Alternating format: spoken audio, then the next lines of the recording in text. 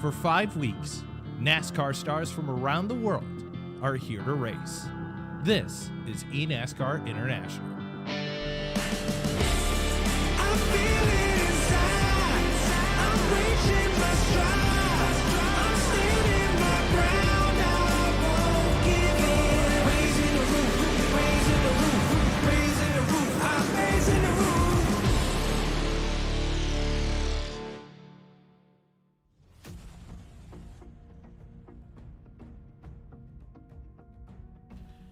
Good afternoon, race fans, and welcome to iRacing's coverage of the 4th race of the 2022 D-Box eNASCAR International iRacing Series, presented by Digital Motorsports for the Logitech G30, live from iRacing's virtual Daytona International Speedway in Daytona Beach, Florida.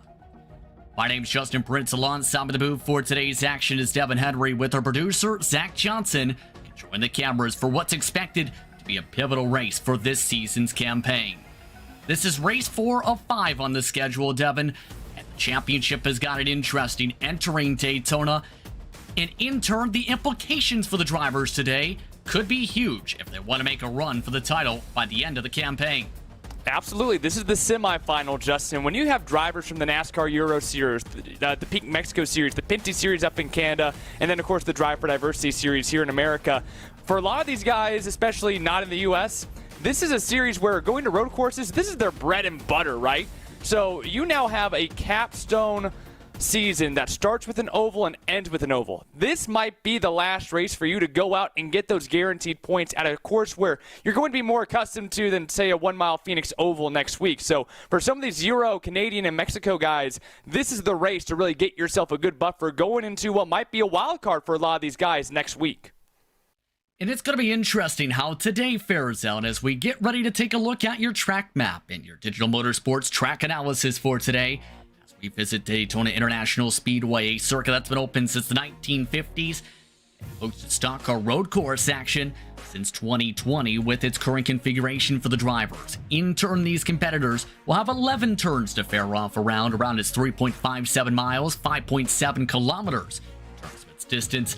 And in terms of this series, Devin, it's one of the returning tracks for the opening series campaign back in 2021.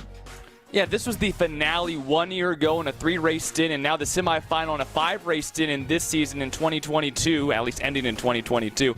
And when you come to this track, there's so many different methods to get around it because you have to be good not just at the inside of the track, the road course, the almost no banking, really low speeds, horseshoe type of track, and then you got to go to the NASCAR Oval, the high speeds.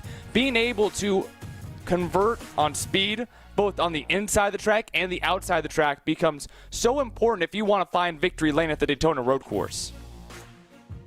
And in turn, let's take a look at the schedule to help set the table as well and how the momentum's been shifting, because on the oval side, it was a wild start. Rajah Caruth picked up the victory there.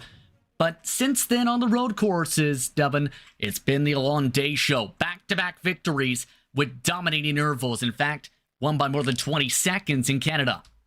Oh yeah, Allende, the all-time winner in the NASCAR Wheel and Euro Series, showing exactly what he's made of here on iRacing now, and still has a little bit of a trek to climb if he wants to grab that points lead after a very shaky oval race at Homestead. But do not count out Allende to go out and make it 3 in a row. He is the only repeat winner in this entire series history, and he is in shape to make it 3 in a row here at Daytona. With that, let's take a look at the D-Box race analysis for today. D-Box, feel it all. As the competitors today once more will be running 30 laps for this action, Devin. 55 miles per hour, the pit road speed limit. Keep that in mind as well, with the pit road window being about 15 to 17 laps. Drivers can go about 20 laps or so in these NASCAR Xfinity Series cars for today. Weather conditions, 78 degrees Fahrenheit is the air temp. Winds at 2 miles per hour to the north. For today's action from Daytona International Speedway.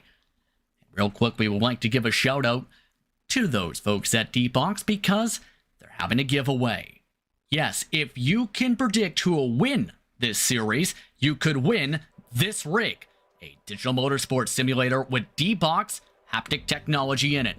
Among some of the parts in it are the SimLabs U1X chassis, the racing seat and brackets, Vanatech racing equipment, including a direct drive base, a wheel, pedals, and shifter, the floor stand mount, as well as a monitor at 49 inches curved, as well as D-Box haptic system, the best motion system on the market you can get with its electronic motors. Sign up on www.d-box.com/eNASCAR/contacts. Contest should say.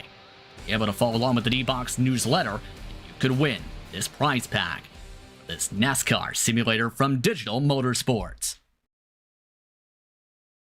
With that, the drivers have finished up qualifying in the warm-ups for today's action. Let's take a look at how they'll start from the World Center of Racing.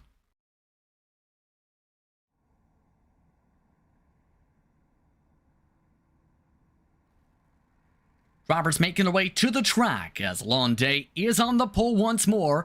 His second pole of the season was Simon Pilot, the winner for one of the races last season and one of the front runners for the championship in second in the 154 bracket.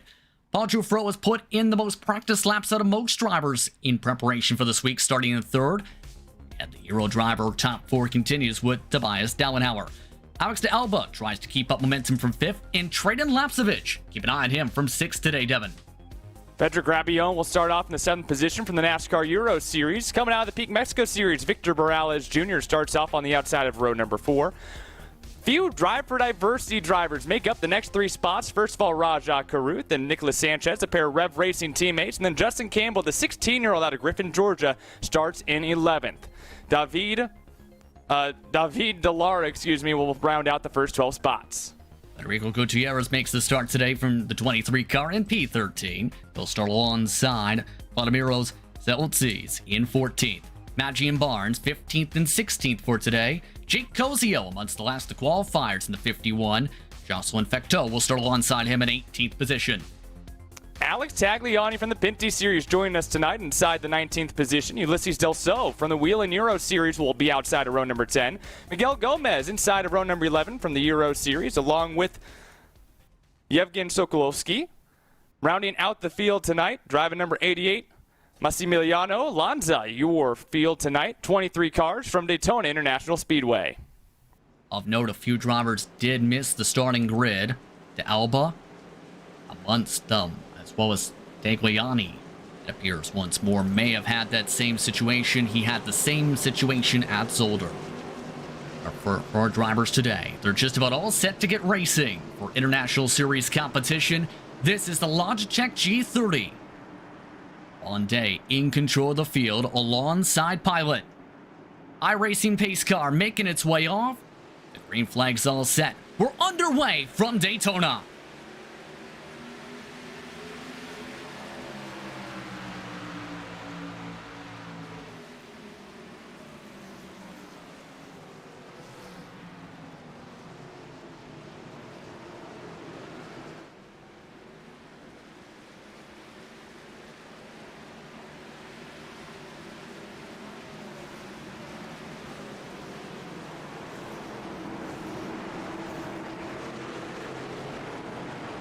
And a great start for Day, already picking up 3/10 in the opening corners into the horseshoes. First side-by-sides feature some drivers such as Nicholas Sanchez, Rajah Caruth, Justin Campbell and company battling into the kink.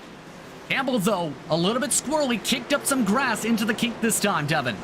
Taking a look at the pair of Rev Racing drivers, Sanchez in that black 02, Caruth in the white number 13, and being picked outside. Delara kind of gets stuck going through all those turns in the infield, about to come back out into the NASCAR portion of this track. And this is where you get those high speeds, the drafting. Who can take advantage of when you're getting back up to speed? Oh, so important to get out of that in and out corner with a lot of speed and gain on momentum of the driver in front of you. Get that draft, make some passes. Cozio, by the way, off-circuit technical issues. Lanza, after technical issues, back on track. Tagliani has not gotten rolling. De Alba is on circuit. Here's a look at the battle still going on. It's those battling. You see the side-by-side of the entry is Delara. Hold on for now. That is currently the battle for 10th position. Up 2 spots as the 90s so far. Gutierrez now having to sit back and watch. Can Gutierrez or Justin Campbell try to pick up a little bit of a draft here? And we'll head into this front straightaway chicane. You really got to jump on the brakes, especially when you're in the draft. it varies almost every time that you come into it. So you're going from very high speeds here, kick it on way down. Campbell almost into the back of the 23, and Gutierrez almost into Delara. That is just how tight it is trying to finish this lap. As they end the first lap, Day leads lap 1. Keep in mind, this is not the easiest place to make a move, keep in mind, in a stock car. The best shots possibly today, Devin, have been thought to be the horseshoes, the newly renamed Le Mans chicane, but as well, if you're brave, that last chicane. If you're willing to bump doors, it seems. Pilot looking for P1 through the international horseshoe, but you see he loses that momentum coming out of the corner. Will give Allende a little bit more speed. Pilot definitely not giving it up, though. Will not get the spot, and now it looks like Joe Fro trying to get, into the grass. Bit of a dicey moment there as Jafro tries to battle with the 50 still. Day misses the bottom, though. Make their way towards the in and out. For the out portion of that. Mind Day, lots of sim racing experience, one of the early members on the platform. Appeared on the sim and official racing for several years. As we take a look, this is Simon Pilot you see on your viewpoint, left side of the screen, trying to stay dialed in the battle for the front spots, knowing how tight the points are. For reference, the leader coming in was Victor Morales by 5 points over Day. Pilot was 10 points back of Morales. And Morales right now in the 9th position. And you have to remember, when it comes down to Pilot, go back to June 23rd of last year, took the first ever win in this international iRacing series of Grand Hatch Circuit. Pilot just hit one of the turtles. Pilot loose. Pilot gets passed by the 64. Dufro, not the hardest way to get around someone, is now Downhauser is also looking to get around this outside. This is going to set up Pilot in a really bad spot going into this chicane. Issues for the driver out of Belgium, and now locking it up before the chicane. Keep in mind, when it comes to the NASCAR configuration on iRacing, the turtles are there based on what we've seen in stock car racing previous year. Pilot, in turn, learning that the hard way in the midst of that battle. And for those who raced platforms that did Daytona 24 on iRacing, that was a major challenge too back then. Pilot looking for a spot back. We go for the contact, a bit of contact, yes, with Delvin Howard. He gets turned for it. Pilot to the grass. This is going to be monumental in that points battle that you were talking about. Pilot trying to get back on track, and boy, that was really tight with Nick Sanchez. I don't think they had any contact, but now Pilot all the way back outside the top 10. Victor Morales has been turned in that. What in the world? The points leader has been wrecked in the horseshoes. There's the 39 car, the 23-year-old out of Mexico in the Peak Series, now having to play some damage control here as he slides all the way back to that 16th position. It was Sanchez, I believe, was the driver he made contact with, but again, kind of a hard situation to avoid contact when a driver comes back on the track when they're 2-3 wide, entering a hard braking zone, it seemed there. Sanchez, in turn, 8th. Absolutely, and that international horseshoe, that entry is just so tight because you have to make a full 180-degree turn there. So everyone's setting up for the corner a little bit differently as traffic is still very congested at the beginning of this race. And yeah, that's just a product of you don't want to lose spots though, right? What do? Hold back and wait for everyone to pass you. Pilot almost got on there clean, but unfortunately Sanchez was looking to pass, so he was a little bit lower on the track than maybe Pilot was expecting, and that creates a little stack up. And a few drivers in this points battle now sliding on back as Allende continues to cruise out front. Lead right now is about 1 second. Jafro is still staying within range. And Howard's dropped back to about 3 seconds behind for the 3rd position as well. And again, we hit upon this a little bit, Devin. More than 120 laps entering the final practice sessions before qualifying for the 64. Throughout social media and even on some of the broadcast links has talked about how positive he was feeling about the Daytona Road Course for today and wanting to perform well, wanting to have a chance to reel in championship points. 11th in the standings entering today. Needs a strong run to have a shot of a title for the finale. Absolutely. The 18-year-old out of France who enters as a rookie in the Euro NASCAR Series in 2022 for Speedhouse, was able to race in the Club Challenge for that same team back 1 year ago, one of the support series in the Euro Series of NASCAR, and able to spend a little bit of time on this sim. You see, really trying to get as close as he can on those inside grip strips, and Allende missing the corner here as we get into the out part of this infield section. So Jufro really starting to gain in here and might have a chance to pass Allende. Look from the roof cam on the right side. This is Dupro on the left side of your screen, and look at the wheel movements. This is not an easy track to grip up on with the tire. The longer you go on the run, the more slipperier it gets on exit. He's got that laser focus, and you might see him try to really reel in Day as we get into this back straightaway chicane. Dufro has actually picked up about a second and a half on Dauenhauer behind him, so he has a little bit of extra room to work with. No fear of anyone behind him. You see him really dig in here, blitzing the chicane. Got to be careful with those turtles right there on the right there on the left, goes over the turtles. Still able to pick up some speed, almost gained a 10th there through that chicane. Unfortunately, that is not a skateboard they're driving with today. That is a race car. By the way, track limit warning for Nicolas Sanchez in the other grouping has cost him some ground because he cut the entire bus stop. That is a time penalty if you do so. 07 is now lost grip to 4th on forward, was within range of Praja Karuk beforehand as he cuts more of the track limits and is looking like he's going to the pit lane.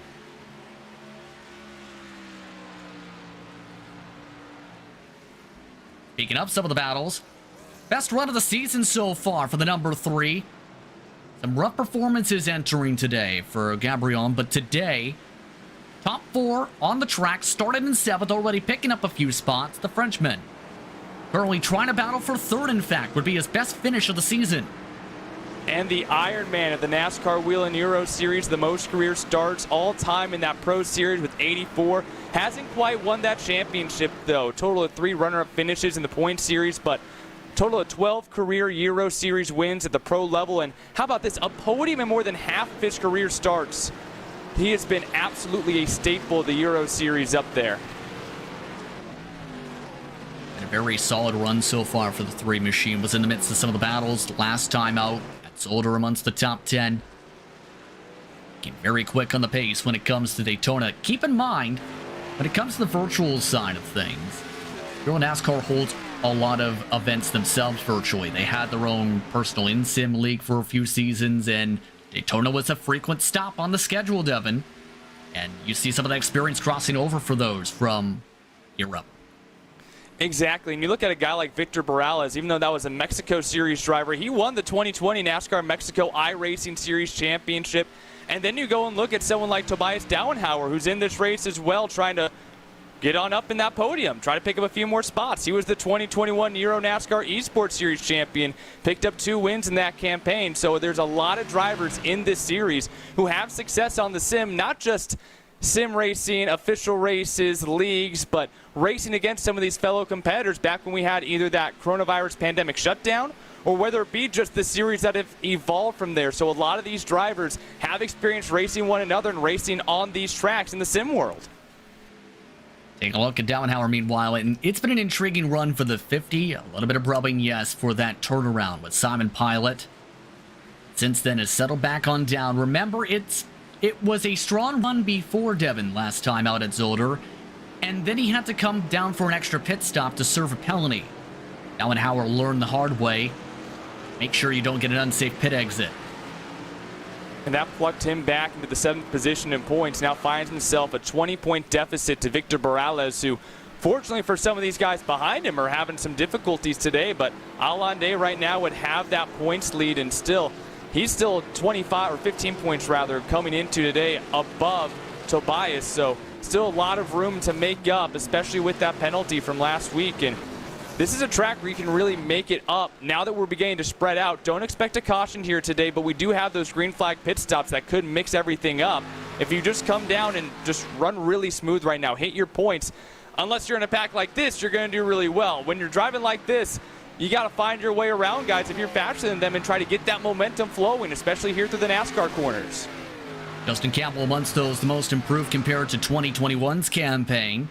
Lara also very much improved for today, but the driver on behind, the 10 car, is looking to try and improve after not being able to put in a qualifying lap. No pass in towards the chicane this time but for Del So, the 3rd car in this train, he spun in qualifying, in turn was not able to set a lap. He's the biggest mover, up 10 spots already.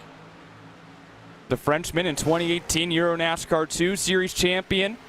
Also spent a little bit of time here in the States. He actually competed at New Smyrna in the ARCA E-Series back in 2016. So he's had some time in Florida, maybe not at this course in the real world, but yeah, having a great campaign early here as the 90 misses up. Dillard's going to lose a pair of positions and potentially have a time penalty there on that front straightaway chicane.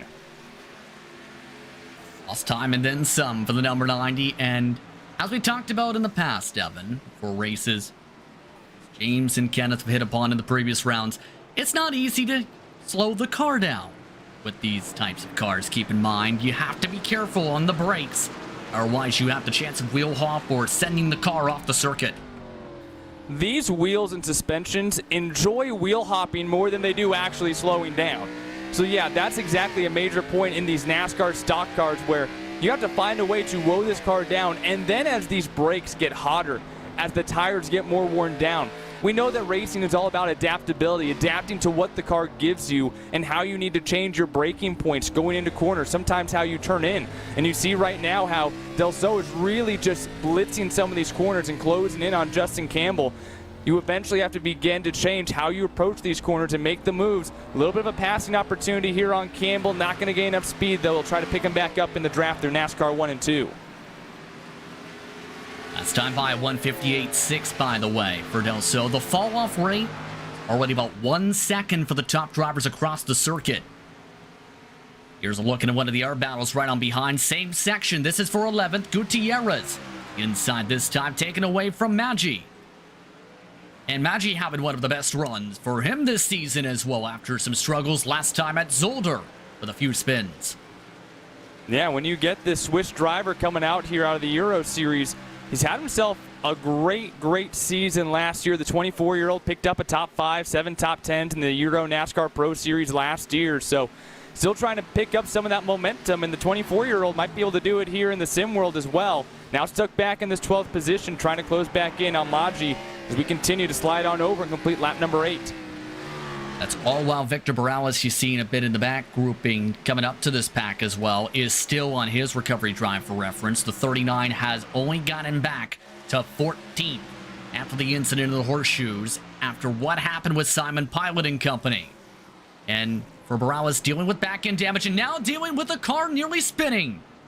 That is the Otis, who is locking it up and getting a bump this time for the 39 machine. Was not a lot of room there for Morales to make any sort of room, and now the driver out of Cyprus has himself a pair of cars right up on that rear bumper.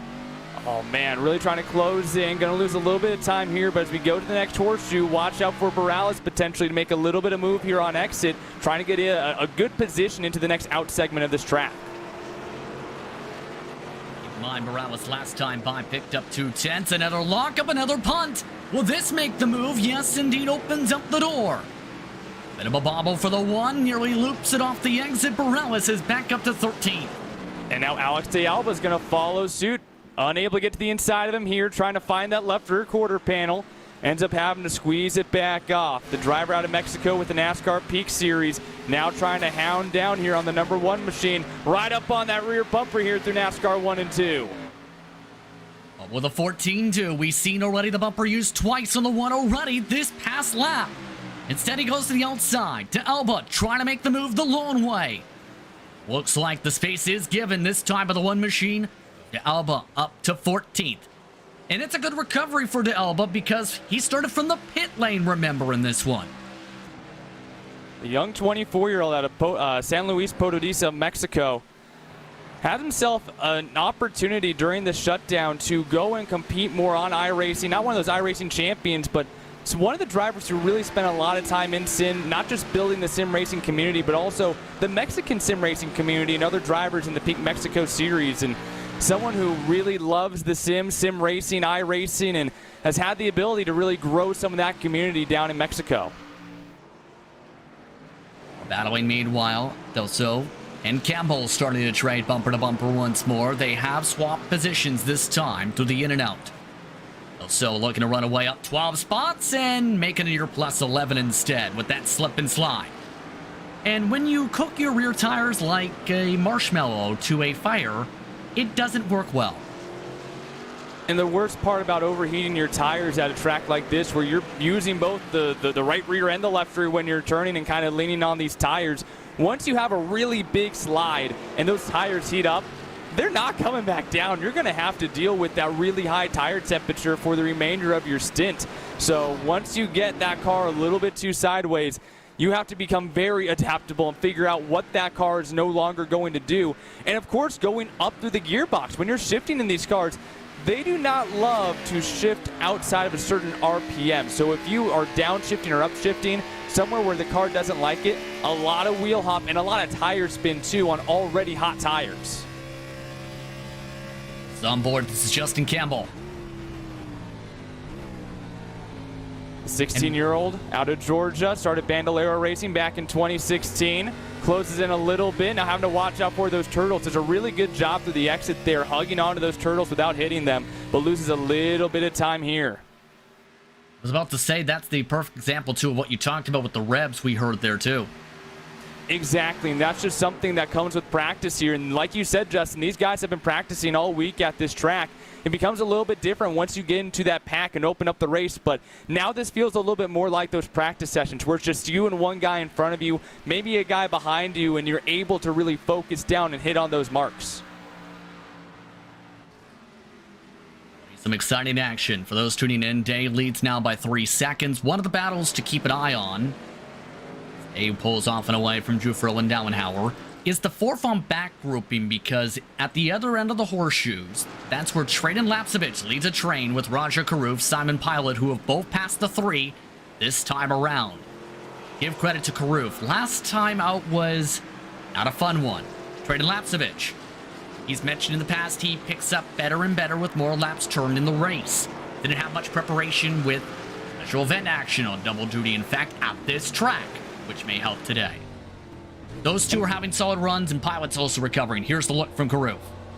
And of course, a lot of guys know Raja Karuth from the sim. Really started and got the racing bug from iRacing, and then started to go race in the real world, now part of the Rev Racing team. And for Karuth, the first ever Caribbean American to compete in a NASCAR National Series event, able to pick up a third-place position in the ARCA East standings last year, and now the 19-year-old on iRacing. Typically an oval racer, but in the past, I'd say about 8 months, really dipping his toes more into this road racing, also some dirt oval racing, and really diversifying himself as a sim racer. As his shoots here for the 20. Lapcevich bangs doors with Karuth.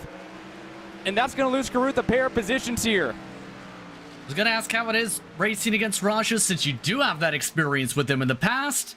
Raja's definitely not going to be happy about that one. Significant damage to both sides of the car after the bump. Hey, Karuth will take every inch that you give him, and Lapcevich was just trying to get back on the track. There was not a lot of room on the exit of that chicane. Now Lapcevich under pressure. Here comes the 8, Simon Pilot, now trying to attack as well. Lapcevich in a world of hurt right now as the Belgium driver, the 19-year-old, and that number 8 machine starts to apply more pressure. And this is where for Lapcevich you have to really recalculate. Going to give the spot here up to Pilot. Now move that number 8 machine up inside the top 5. And now Karuth also working on the number 3 of Gabillon. Big picture racing there from Traden Lapcevich. Still a top 5 run so far. And as we pass a third of the way through, I'd like to remind you that this series is presented by D-Box. Paralleled realism, durability, and customizability.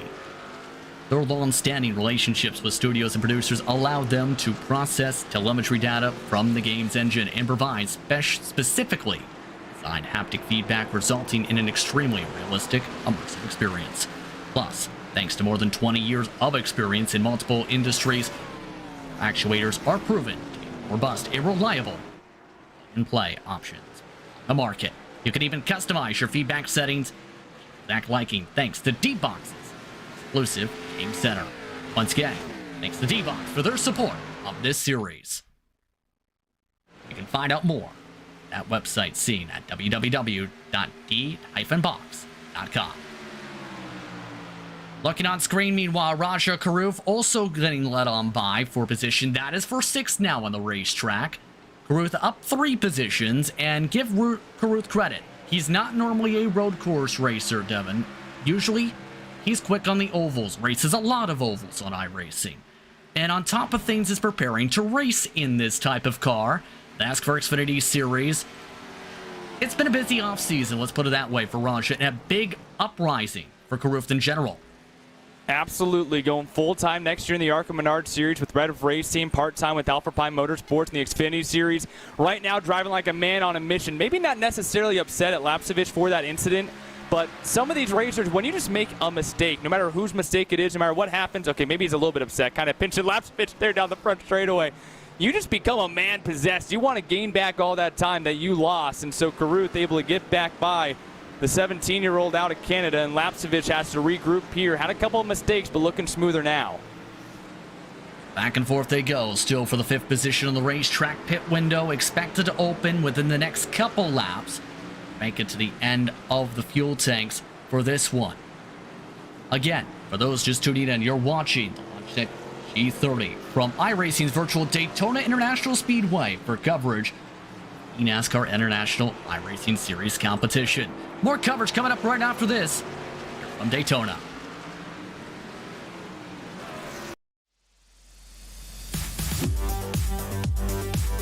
When I hit the wall, this thing shook like crazy. I have experienced that in real life, so I can compare.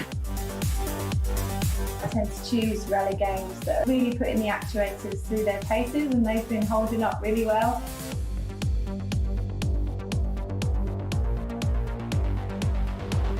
That's exactly how it is in real life. That's the coolest part.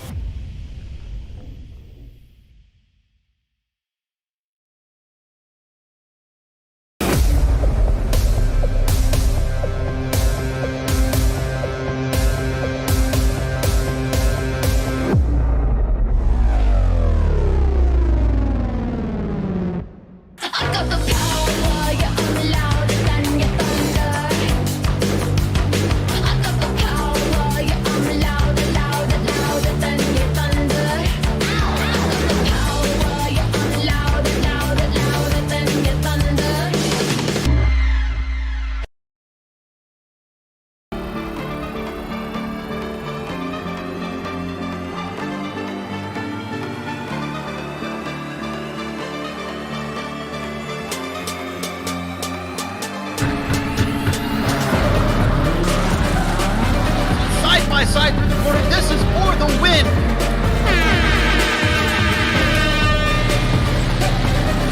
Still 4 abreast into the braking zone. This is sensational racing. And getting ready to cross. He goes around the outside, but it's not enough. And for a wave by it all. Round 6. Gonna come back at him. It's gonna be a race to the line. Does he have enough?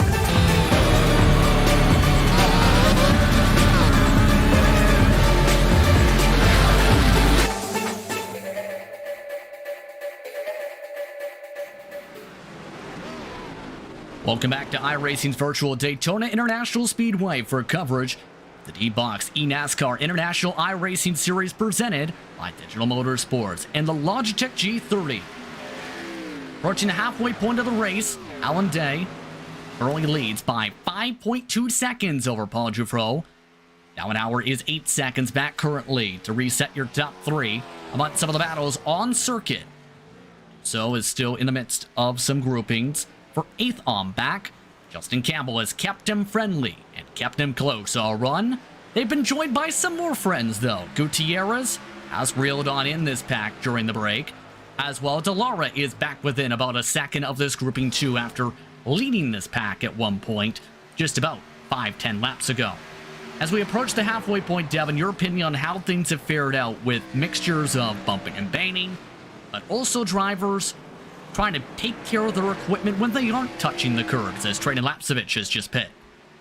Absolutely, and that's a little scary right there, going through those chicanes and hitting on top of those turtles and those bumps, because you're never quite sure what that's going to end up doing to the car in sim. Typically, you know, the undercarriages here aren't going to get messed up by driving over there.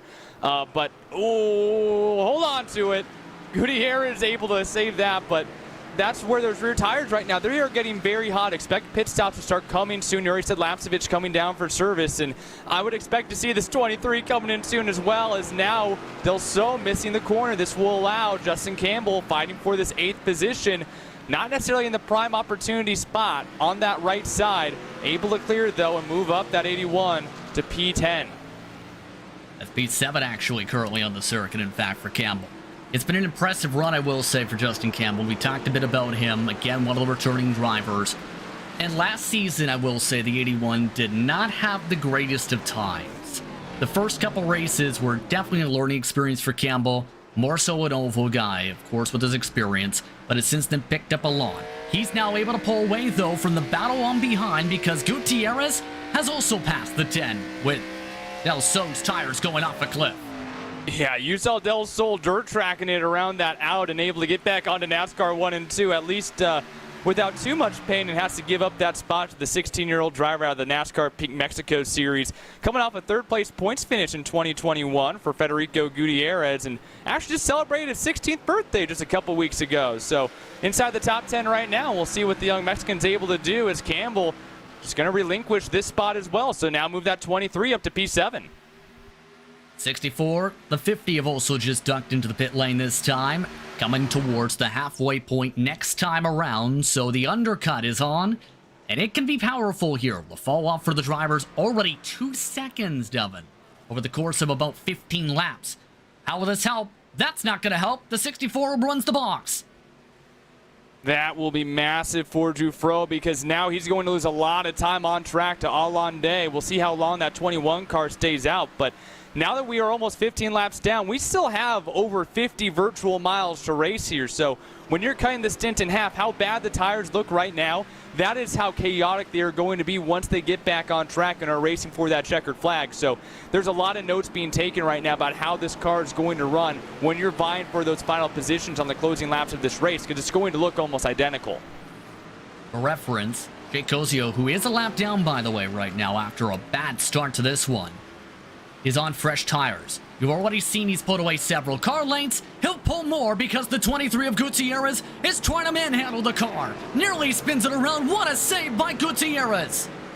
Man, he's got to bring that car in. Gutierrez is being a wheelman right now, but that cannot be fun. Has to relinquish that position back to Justin Campbell and have to go back on the fight as DeLara does the same thing, coming out back onto the NASCAR track. He really ripped out that rear end, and he's losing some time here as Alex de Alba will now close in. Everybody's tires starting to go off here with things being stretched about. Roger Carruth technically is second on track. Said his name, he hit a turtle, by the way, for second. So Carruth will have a slowdown as a result. He picks up back on the gas. He's got assistance from Jarrett Liebert on the box today. Meanwhile, Day, he's now heading towards his virtual pit box for his service of the race at halfway.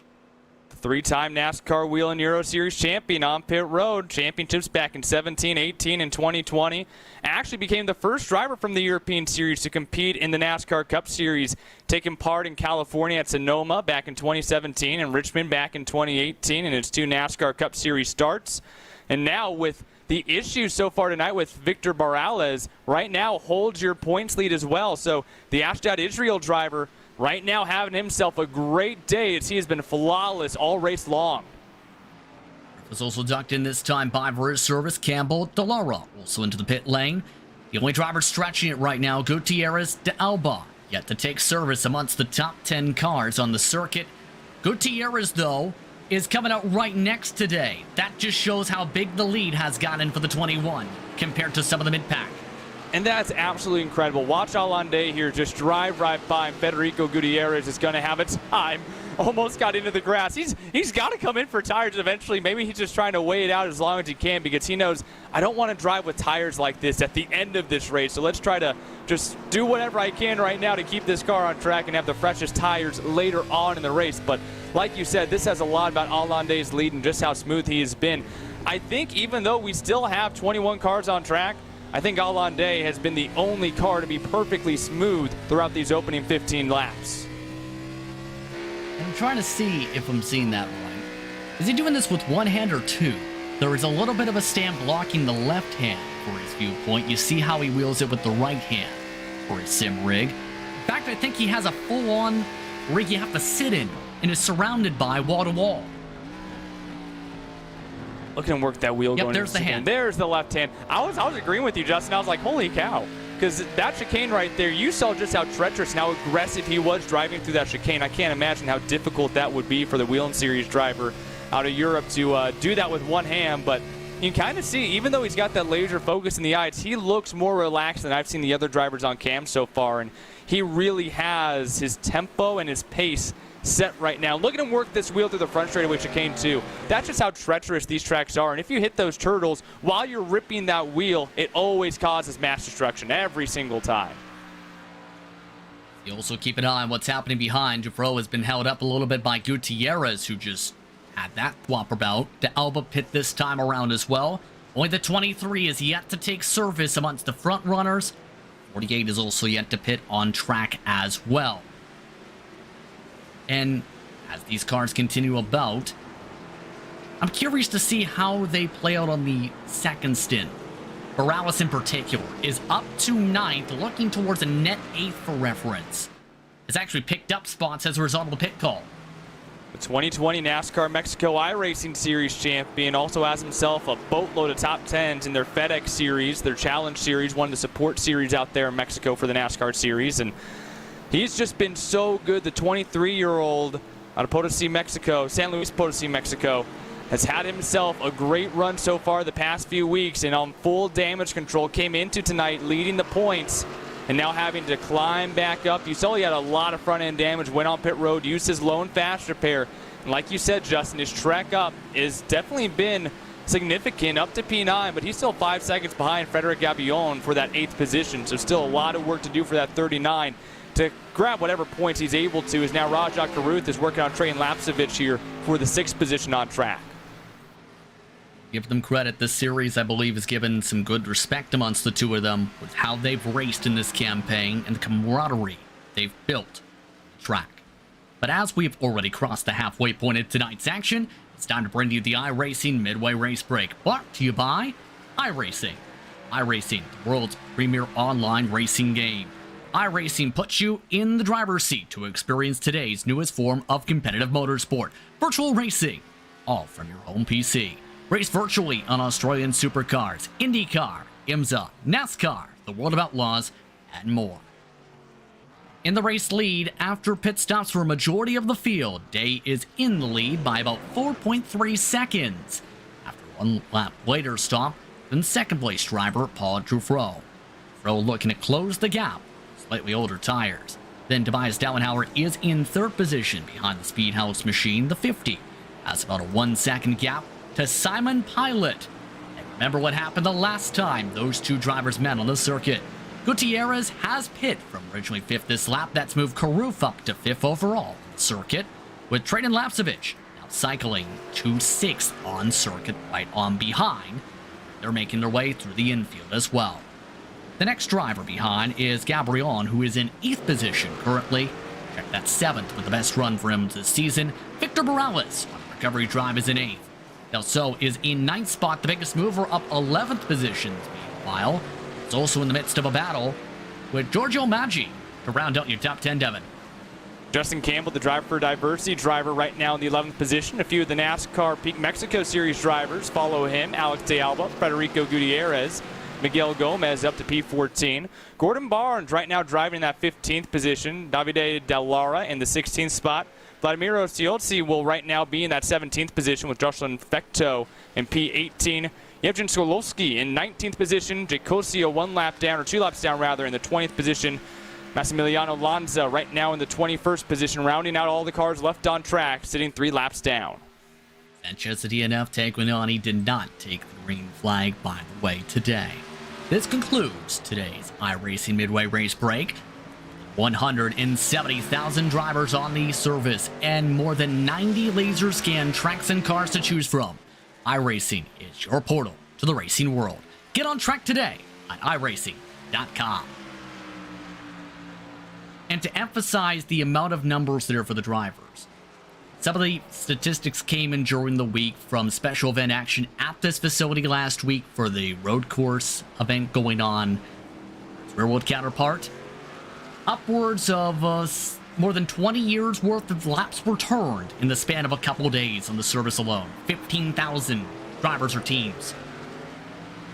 Absolutely remarkable. The amount of participants, the thousands who competed in that 24-hour Daytona race last week, and now we get to see it in the real world along with this International Series race happening at Daytona as well. And yeah, like you said, Justin, just absolutely remarkable. And of course, some of these drivers also taking part in that 24-hour race last week along with the International Series event. So iRacing definitely growing. You see a lot of these drivers, even though they're in Europe or in Mexico or elsewhere around the world, there are a lot of drivers 40 plus, even beyond that. Fecteau is a 49-year-old Canadian racing here. Gordon Barnes in the top 15 out of the UK, 48 years old. And then you go all the way down to the 16-year-old Federico Gutierrez. Trayton Lapsevich, just 17 years old. A lot of these young drivers racing against guys who are more than twice, almost 3 times their age in some cases. Absolutely incredible to see here on the platform. Here is Trayton Lapsevich in his viewpoint as you see him dialed in and making sure his settings are correct down the straightaway. For Trayton Lapsevich, longtime sim racer, but longtime real world racer as well, from the very famous Lapsevich family. Of course, you all know the story of Caden Lapsevich, a former NASCAR Pinty Series champion, runs a lot of short track action in the States and Canada now as well. Trayton, in turn, made his way to Pinty Series competition over the past year. Also runs a lot in the very short track series in the province of Ontario. But there's also the third Lapsevich coming up the pipeline, and Ryan Lapsevich, who worked with Trayton at Delaware Speedway to race a part of their weekly campaigns last year.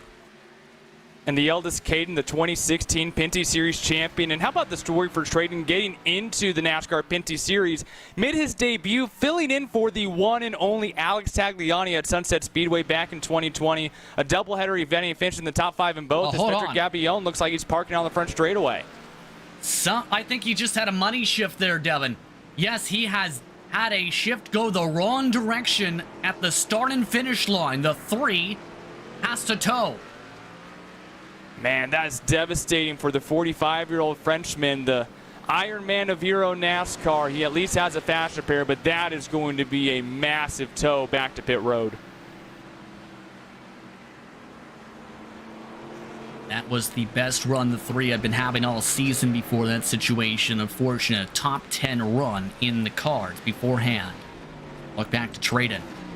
Also getting assistance today from a fellow friend and another driver getting ready for NASCAR Xfinity Series competition, one Parker Retzlaff. They worked together at one point on the Technical Alliance side when it came to racing. Another great aspect of sim racing, right? And so Lapsevich able to learn a lot, real world, sim world, and now you look at Maggi, I thought almost had a moment there as he was a little bit sideways trying to hold off Justin Campbell for this 9th position, and Maggi doing whatever he can to try to keep that kid behind him. And the 24-year-old Swiss driver had himself a good season this year, had himself a top 5, 7 top 10s in 2021 Euro NASCAR in the Pro Series, and even picked up a runner-up position in the points back in Euro NASCAR 2 in 2019. Picked up 3 wins that year, including the season opener as a rookie in Valencia, Spain. So picked up a name for himself quickly out there in the Euro Series, and now here in the sim world trying to make up some spots. Exit coming out of the chicane as well to be able to pull some distance on the 81 of Campbell. Again, 5 car length the distance amongst them, coming to 10 laps to go for these drivers this time. He has already taken that mark with a bit of traffic ahead. As he comes off the corner, he's able to build up more corner exit speed. It looks like Campbell's starting to struggle on exit. Had to lift a bit on the corner exit. The past 2 major hard braking zones, Devin, in fact. And this is what these cars are going to do as the tires and the brakes and the car itself continues to evolve as the 69 gets wicked out of shapes.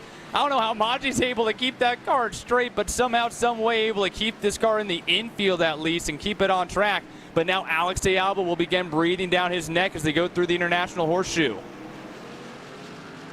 Alba looking to salvage a top 10 enter today amongst the top 10 of the point standings.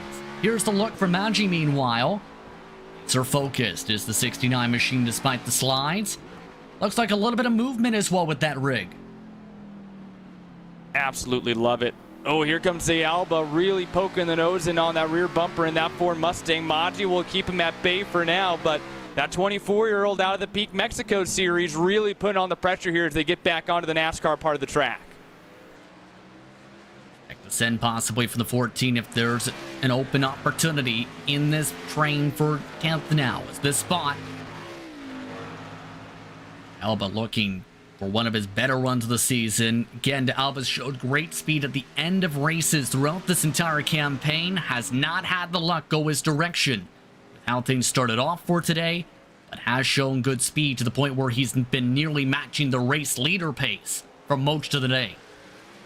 And you love to see that. What you don't really love to see, though, is the fact that he's over 30 seconds behind. About a quarter of a lap as he now gets the inside of the 69 machine, Amaji, and move up Alex de Alba inside of this top 10. And he's not too far away from Justin Campbell, just shy of a second. So still more cars to pick up potentially for the NASCAR Mexico Series driver.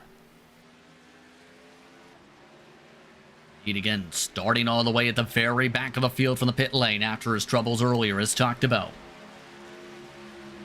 10 laps to go for those just tuning in for today's action. It's been a stellar run for Day. Some battles such as this one are continuing to fare out. Gordon Barnes with one of his best runs of the season to Devon. He's trying to hold on with a very crumpled up front bumper. Doesn't matter though, when you're trying to battle for position, all that matters is the spots. The 48-year-old out of Colchester, United Kingdom, in that heated battle with Dallara, able to hold him off for now.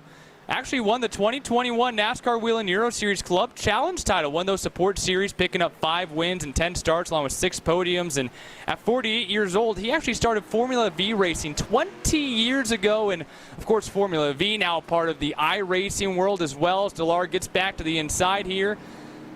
What a wild career it's been for the 48-year-old out of the UK. A little bit hefty there coming off the corner. Dallara will reclaim that 14th position. Banging doors down the straight.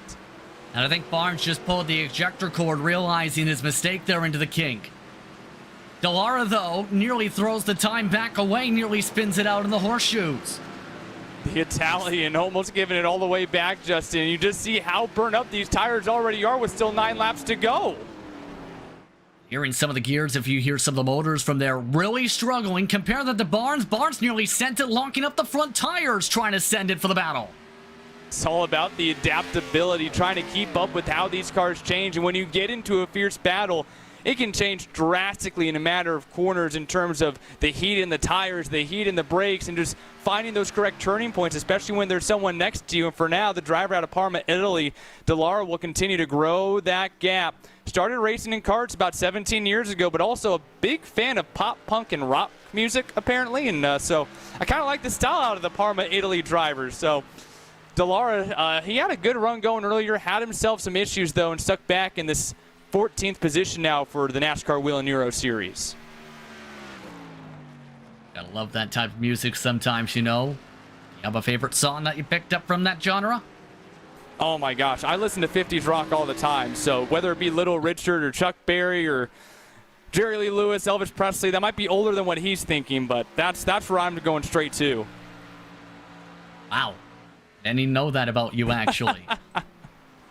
So some of these drivers might actually know some of those names. I don't know about some of these 16-year-olds. Meanwhile, some of the youngsters still battling about. Justin Campbell, driver diversity driver, still continues to hold on and still is drifting, and they have been joined by a new challenger. Challenger's name, Rico Gutierrez. Freshest tires in the pack. Oh, yeah, he's got to be happy with those tires as the 81. Campbell really misses that corner coming back onto the track. The only benefit with missing that corner is sometimes you're able to get on the gas sooner, but that momentum just doesn't pay enough dividends when you don't have a draft, and that's going to lose him 2 positions as Federico Gutierrez now slides inside the top 10. 2-time NASCAR Mexico Truck Series champion, also 2-time national champion in Mexico when it comes to karting, and one of the 16-year-olds, in fact, now trying to follow behind a fellow Mexico Series driver, Alex de Alba, as they're all tracking down Ulysses Del So. A bit of a clip of the curb as well for De Alba, coming to 7 laps to go for this group this time by. Leader has taken that mark. Gutierrez, very impressive, I will say, for the 23 machine.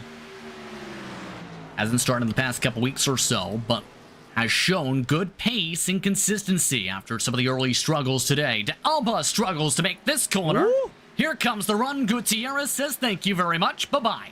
I tell you what, even in the sim world, that's a scary feeling to have a stock car bicycle on you going straight into the wall at Daytona. That would be a massive hit, but luckily enough, I don't know how he's able to do it. De Alba was really able to resettle that car in a quick amount of time.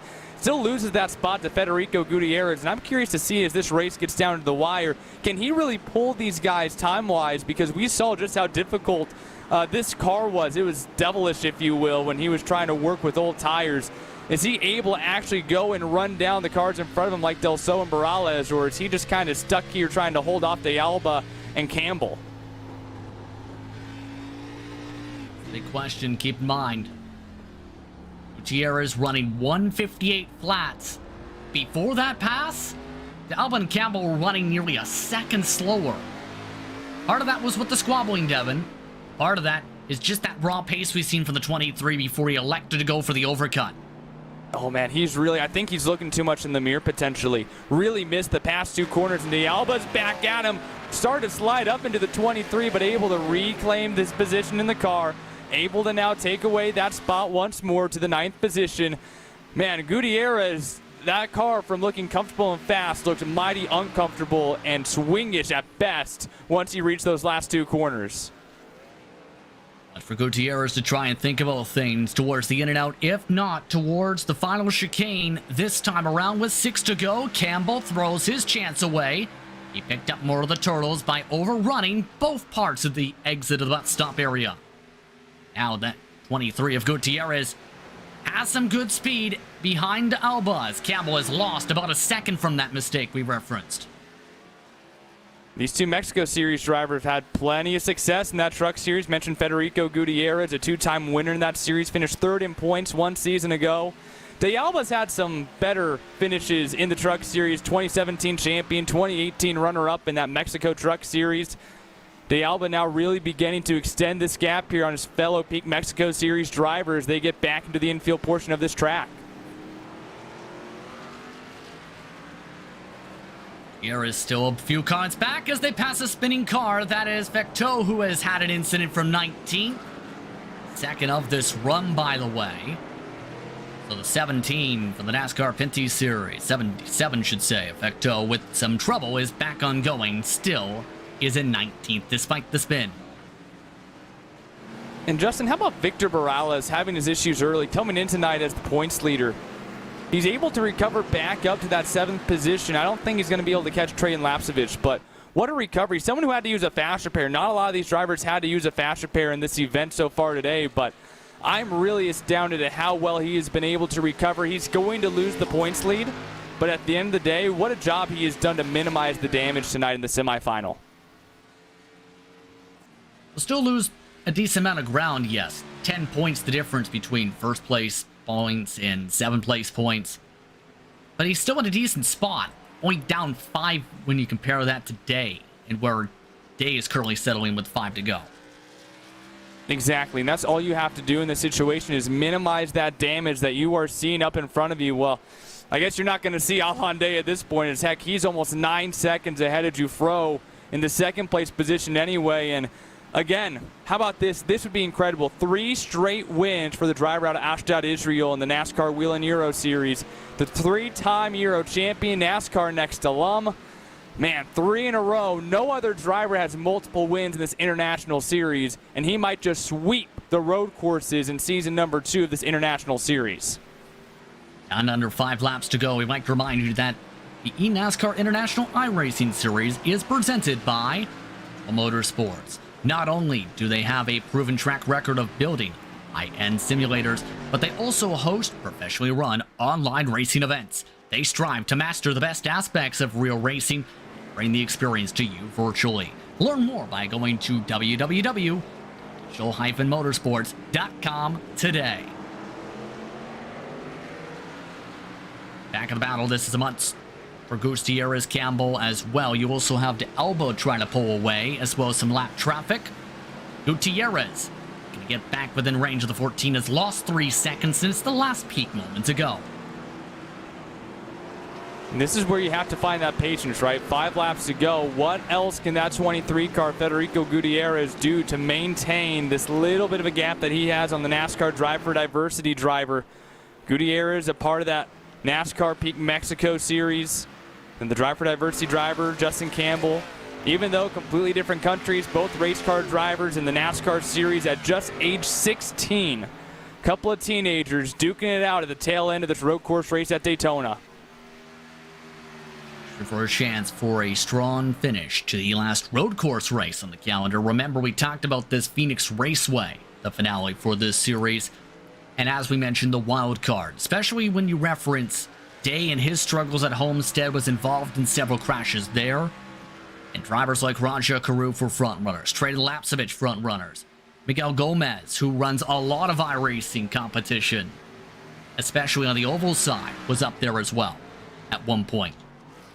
And I really think Phoenix Raceway is going to better suit some of these road course drivers than the race at Homestead Miami Speedway, as the 51, a lap down, goes for a little bit of a ride there, a little bit too hot as Jake Osillo is able to clean things back up and get back on track. But as I was saying, I think Phoenix Raceway is going to be more of an equalizer than Homestead was. Maybe not by a massive amount, but when you have the speeds, the rip in the lip, high side driving at Homestead Miami Speedway compared to Phoenix, somewhere where you get right back down on that yellow line, cutting the dog leg, your wheel feels similar as going through some of these chicanes as it bounces left and right.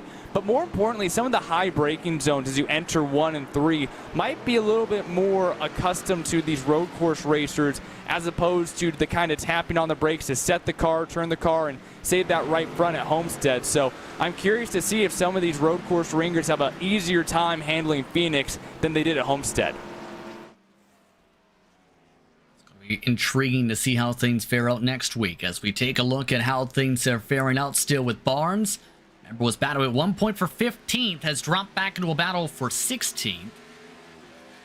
And Gabriel, remember, blew a motor a while back. He is on 5 lap fresher tires in turn after the tow. And we'll see if the 3 can use that to an advantage to at least recover some points to end off this one. A staple of the NASCAR Euro Series with 84 career starts, more than anyone else in the history of Euro NASCAR at the top level of the sport over there. The 45-year-old freshman, another one who's just trying to have damage control and do whatever he can to gain the spots possible to save his day, closing in here on Gordon Barnes, and has about 2.5 more laps to make something work. That bit of a bobble, though, will force a reset here. They are also reeling in Ziotzi's. Has been having a quiet second stint in the one car after the bumping and banging that machine seen early on in this one. And Teotsi is a really cool part of Euro NASCAR, even though still fairly new to the top level. Competed as a rookie in 2020 and actually finished 4th in points. But the first ever driver from Cyprus to enter the NASCAR Wheel and Euro Series, and also a 7-year champion in karting in the country of Cyprus, coming off of a pole in 9 top 10s in the Euro NASCAR 2 Series last year. A really interesting, really cool part of Euro NASCAR the past couple of years, becoming the first driver from Cyprus to compete in the Euro NASCAR Series. It's so intriguing, some of the backgrounds in terms for some of these competitors and some of the upbringings, because there's plenty of veterans, as we talked about in the series, but plenty of youngsters coming up. These are some of the best when it comes to the world of stock car racing, in most cases here in this field outside the U.S. And we've seen that speed come into play as Gabriel has taken back 16th. And for a lot of these drivers, especially the ones abroad outside the States, they got their start in kart racing. Now, that's not surprising. What is surprising to me is a lot of the Americans as well. There's one who did Bandoleros, but a lot of them actually started in kart racing as well. So almost all the drivers that you see on track today got their racing beginnings kart racing locally, and then some of these guys becoming national champions, whether it be in Cyprus or whether it be in Mexico or other countries in Europe. A lot of these guys becoming national champions in karting and working their way up to either the Euro Series or the Mexico Series or the Arca Menard Series here in America. So a really interesting point, and some of these drivers with aspirations to come and compete in the U.S. in the Cup Series one day, like the German, Tobias Downenhauer. That's one of his goals, his dreams, is to come to America and compete at the highest level of NASCAR in the most competitive part of stock car racing in the United States. So it's really interesting how a lot of these guys are starting in a similar spot, and they all want to end in a similar spot as well. A lap and a half to go, by the way, in this one. You're at Daytona International Speedway. And I will say, one of the drivers with that experience at the top level of NASCAR competition in the Cup Series, Lonte, another dominant one. 12 seconds, now the gap between first and second, with a lap and a half to go at the World Center of Racing. the 3-time NASCAR Wheel and Euro Series champion. Now looking to become a champion in the International Series. Obviously, you still have to get through that Phoenix Raceway event, and he had his troubles at Homestead, and I think that he will be putting in significant practice time to race at Phoenix Raceway, because he will certainly have a shot to add an iRacing championship to his large pedigree of victories. 24-time winner, the all-time wins leader in the NASCAR Wheel and Euro Series at the top level of European stock car racing. Now he might be able to grab an iRacing championship on top of it. Set himself up really well through this 3-race road course stint in this 5-race series. Absolute domination today from Day has led every lap so far, coming to the end of lap 29. Getting ready to take the white flag for the final time around here at Daytona for the Logitech G30. This would be the 3rd straight victory on the campaign for Day and would vault Day to the points lead after having a horrific start to the season. He's had a terrific road course portion of the calendar. Final lap from Daytona. I mean, you go back to just a couple of weeks ago and how far out of the point lead he actually was. And he's had a little bit of help. Obviously, a very poor day for Victor Morales, running into his problems throughout the race. And he came into tonight 5 points above Alonde. And great on him, though, to be able to come back and get himself a great run back up to the 7th position. Still going to lose points. Then you have Traden Lapcevich, the driver next behind him, 3rd in points. He's not inside the top 5 either. So the 2 drivers that right now Alonde is fighting against, sitting in 6th and 7th. And I think the guy that everyone will be looking towards when we go to Phoenix is going to be Rajah Caruth. He's done great at the ovals. That's his bread and butter. Has a win already this year at the oval track, but came into tonight nearly 20 points off of the points lead. He's doing better than Lapcevich and Morales. He's the only driver who looks to be a championship competitor inside the top 5 besides Alonde. So a lot of eyes will be on this 13 and the 21 next week at Phoenix. Best run for Caruth on a road course this season for reference. Finished just outside the top 5 at Canadian Tire Motorsport Park.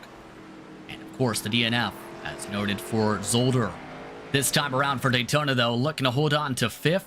Good recovery drive as well for Simon Pilot for 3rd. Down the back straightaway for the final time, Day just half a lap away, make it a 3rd of the way from celebrating a victory in the 21. And obviously the last 2 races, he's been oh so impressive, but I think that tonight, to this morning, wherever the heck you are in the world, is the most impressive because of how smooth, how perfect he has been. This has been an absolute clinic out of the 30-year-old from Israel. To the final chicane, Alonde has been dominant. For the 3rd consecutive race, he'll win in the D-Box eNASCAR International iRacing Series presented by Digital Motorsports. He wins the Logitech G30 at Daytona.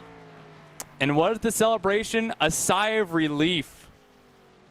Boy, he's going to be excited to hit Phoenix Raceway next week. What a finish for Alonde in this road course stint. 3 in a row, the only repeat winner in this series all time is Paul Giffreau. Whips it around through the start-finish line as well. A 2nd place finish for the number 64 car driver. Really great finish for the 18-year-old. Best run for him of the season. It looks like it may feel like a win after this one, but for Day it is a win. In fact, for the whole podium it feels like a win. The whole top 4, in fact. If you're a fan of NASCAR Euro competition, that is a 1, 2, 3, 4 for their series and their backing of drivers. A stellar run for the NASCAR Wheel and Euro Series competitors today at Daytona. As the celebrations and the burnouts start to build up in the midst of the in and out, these drivers will get the chance to take a bit of a breath here after this one. The festivities continue for post-race, and we'll get the chance to talk to those drivers in the next few moments and see how things fared out result-wise. Right after this, you're watching eNASCAR competition here on Daytona.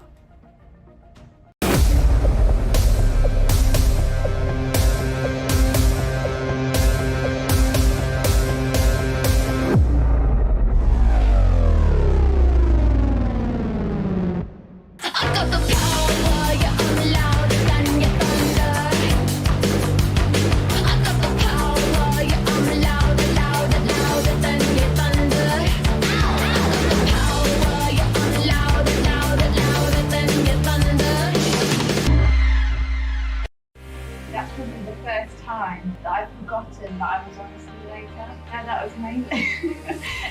so cool and so realistic and gives you the ultimate feel and the most realistic feel.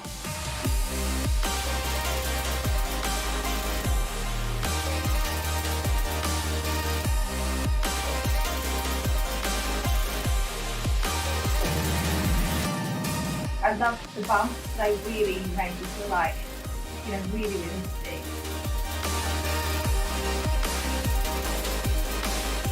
This is engaging all of your senses.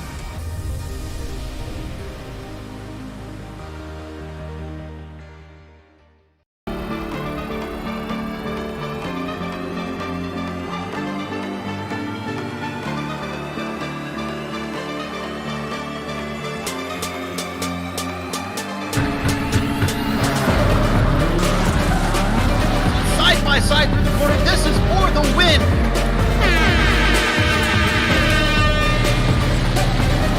Still far abreast into the braking zone. This is sensational racing.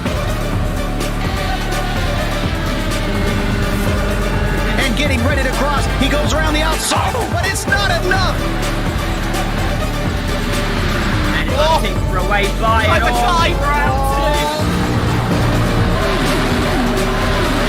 Hollander's going to come back at him. It's going to be a race to the line. Does he have enough?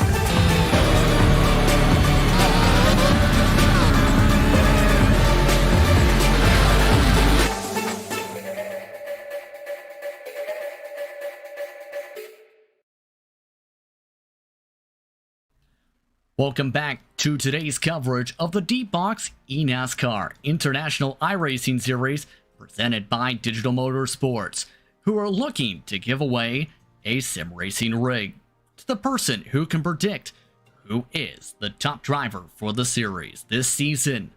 Be sure to find out more by going to www.d-box.com/eNASCAR/contest. Follow the D-Box newsletter, and you could win this rig. Digital Motorsports NASCAR simulator outfitted with D-Box haptic technology, the best motion system on the market. Some great action today here from iRacing's virtual Daytona International Speedway. In the end, for the third consecutive week, it was Alain Day putting on a clinic in the Logitech G30 to take home the victory, 13.8 seconds the differential at the end. Audrey Fro comes home in second with his best run of the season in the 64, while Simon Pilot finished in third to round out your podium. Fourth spot went to Tobias Dallenhauer, with Roger Carruth with his first top 5 of the road course this season, his best run since his win at Homestead. Traded Lapsevich finished in 6th today, about 9 seconds back. Victor Borales recovered after a major incident in the middle of the horseshoes after an excursion by Pilot to finish in 7th. Delso finished in 8th position after starting in 20th after not setting a qualifying time. Alba and Gutierrez the top 10 Devon. Drive for Diversity driver Justin Campbell brings it home in the 11th position today. Giorgio Maggi, a boatload of Wheel and Euro Series drivers follow him in 12th. Miguel Gomez in the 13th position. Davide De Lara in 14th. Gordon Barnes in P15, followed by Vladimiros Tiotsi. Yevgen Sokolovsky in 17th. And then you have a Pinty Series driver, Canadian finally, Jocelyn Fecteau in 18th position. Pedro Gabillon out of Europe in 19th. Jake Cosio, the only Mexico driver between 11th and 20th. 21st spot went the direction of Lanza, who made it to about 15 laps before DNFing, and Nicolas Sanchez parked it after a massive incident. The horseshoes, 26 laps down. Alex Tagliani did not take the green flag today here at Daytona. It was entertaining to say the very least, but for Alain Day, it was a sigh of relief when he came across the stripe to win his third consecutive race. Alain Day now joins us in the broadcast booth. Third straight victory on the trot. A dominant stretch on the road courses for you. How are you feeling after this one? Kind of relief. After Homestead, I knew that if I want to to fight for this championship, I need to win all of those road courses races. Yeah, I can say mission accomplished. But now that's the money time, and I need to put some practice for Phoenix and try to grab that championship. You mentioned, of course, the strong performance projected right now to have that points lead, coming in trailing Morales by 5, outscoring him today in the end by 5, in turn 10, should say, to get a 5-point advantage in theory. But how would you describe that drive to be able to charge your way back up after the struggles at Homestead and then taking the road courses by storm by absolutely putting on blistering pace everywhere? I have to say that iRacing is half of my life. So I put quite a lot of time, even before this championship. I invest a lot of time in iRacing. iRacing is part of my normal practice routine, even for the real life. So I don't know about the other drivers, but I really put some concentration and some effort in being on my absolute top in iRacing and trying to push my iRating high. So I think this is what actually makes me that quick. I have to say that the other guys did an amazing job, especially at the start. They really pushed me hard, but the moment I think Simon made a mistake and cut the chicane, that's the moment I realize I have no pressure. I just need to manage a good race, manage the tires, making a good pit stop, not making any mistakes, and yeah, that was pretty much that's it, you know. Now, the last time at an oval, it was not pretty. Homestead, Miami, no, it not wasn't. the best run. Phoenix is that wild card. Your thoughts on Phoenix to close it out?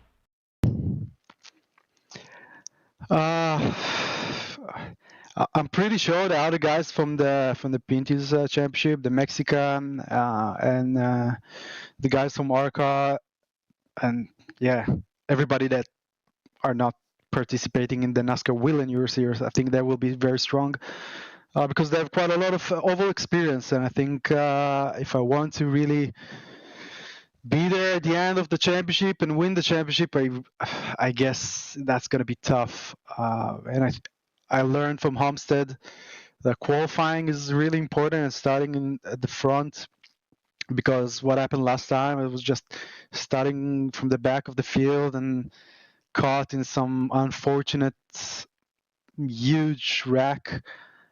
I really don't want that to happen again. So yeah, I will try to practice as much as I can to prepare myself the best I can for Phoenix. Congratulations on the victory once again to Alonde, your winner today here at Daytona. Thank you very much. Thank you. See you next week. Once again, Alonde coming away with 3 straight victories on the trot in this one. And with that, second place on the pylon went to the direction of Paul Giuffreau, who put in plenty of preparation work for this one. He's with Devin Henry. Yeah, the 18-year-old Frenchman, second place in an all-Euro Series podium today at Daytona. And, Paul, I got to say, man, when you finish second to one of the greatest Euro Series drivers of all time, it's a pretty good day. How would you sum up how you were able to stay in front of everyone here and bring home a second-place finish at Daytona? Yeah, I'm really happy because I put a lot of rock this week. I passed so many time on the practice. So yeah, this is I've done the job what I wanted, and yeah, at the start I even thought that I will be able to catch Alon, because the 2 first laps that I was at behind him, I was a bit faster on the brake, but after he's so strong on the end of the stint, so it's really hard. But yeah, I'm really happy with this P2. And now we move on over to Phoenix next week. And even Alonde was like, some of us Euro Series guys might be at a disadvantage for next week. How do you see Phoenix working out for some of you guys who don't really have that much oval experience? Maybe what have you learned so far that you can take into that race at Phoenix and try to keep on competing? Yeah, for sure. I think all the Euro NASCAR driver will have some struggle with this track, but yeah, I think that we will all put the work what we need to put, and yeah, we're gonna give everything, and we have a lot to learn. And yeah, I'm sure that we can do a good another weekend. Last year, able to take part in the Club Challenge for Speedhouse. This year, making your rookie debut in Euro NASCAR for the full season. What has this iRacing series kind of meant to you, though? Being able to race with some of these Euro guys, whether it be Euro 2 or the Premier Series as well, being able to race with them and other drivers from across the world a part of NASCAR.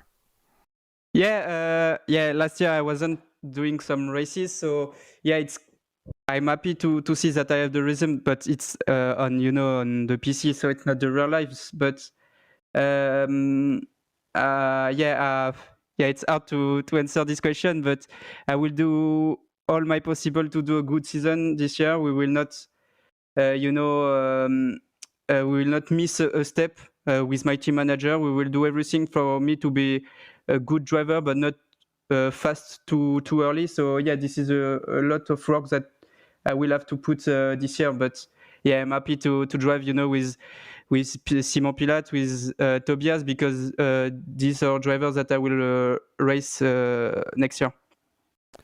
Paul Giuffreau coming home in second here today at Daytona. Congratulations on your second place finish, Paul.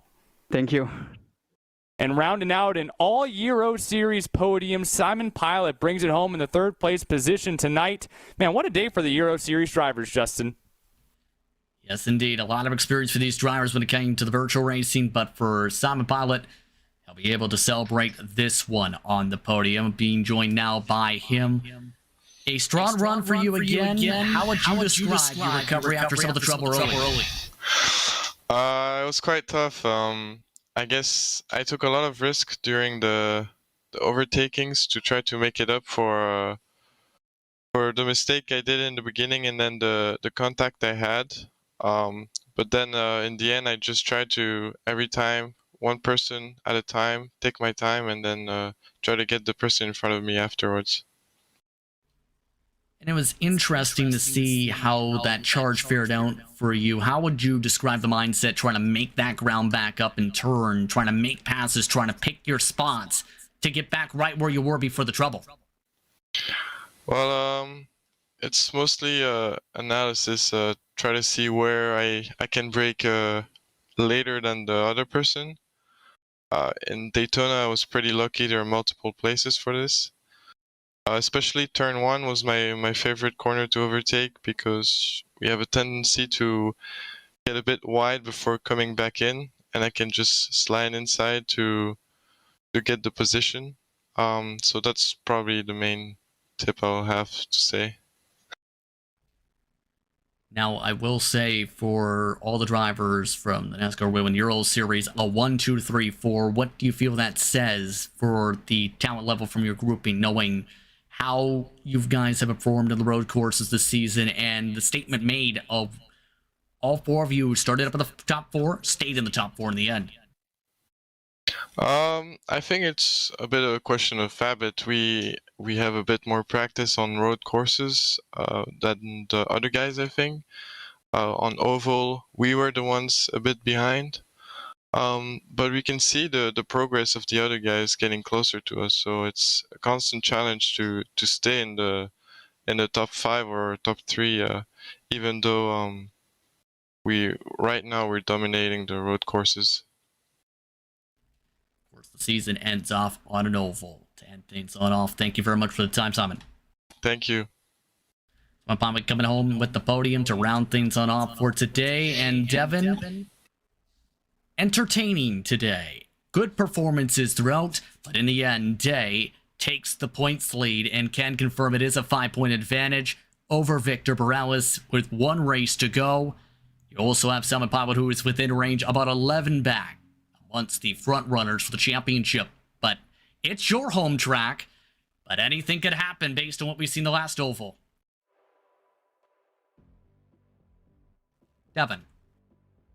I was so speechless because I love Phoenix Raceway so much. No, but when you go to Phoenix Raceway that anything can happen. We saw it in the real world, in the real-life NASCAR Cup Series, the finish with Daniel Hemrick and Austin Cindric to the line, the late race caution that really allowed Kyle Larson back into that championship hunt.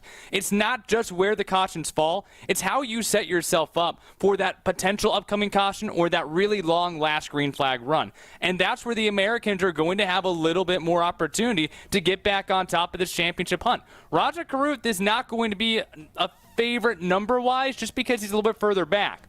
But because you see some of these drivers out of the Euro Series, like they admitted, we don't race ovals. I mean, even some of the Mexico Series and the Pinty Series drivers are going to be a little bit behind, but some of that short track experience is going to help them on this 1 mile oval. And I really think that maybe unlike tonight where the Euro Series drivers dominated, we're going to see a little bit more of that international flair floating in that melting pot where you're going to have a Canadian here, an American here, a Euro Series driver here, and a Mexican here. I'm really excited for what Phoenix is going to bring because I think out of all the tracks on the circuit this season, this is going to be the greatest equalizer for everyone.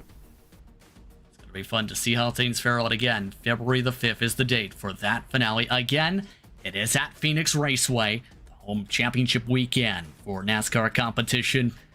It's going to be intriguing. It's going to be wild. Who will come away with the series title? You'll find out at 12 p.m. Eastern. Be sure to tune in once more on eNASCAR.com/live. You can also tune in on iRacing's social media platforms. But with that, it's time to say goodbye and get in line for the Daytona International Speedway Ferris Wheel. For our partners at eNASCAR, for Drew Adamson, Sean Ambrose, Tyler Hudson, Cisco Scaramuza, Travis Sullenberger, as well as Corey Vervinkt at iRacing.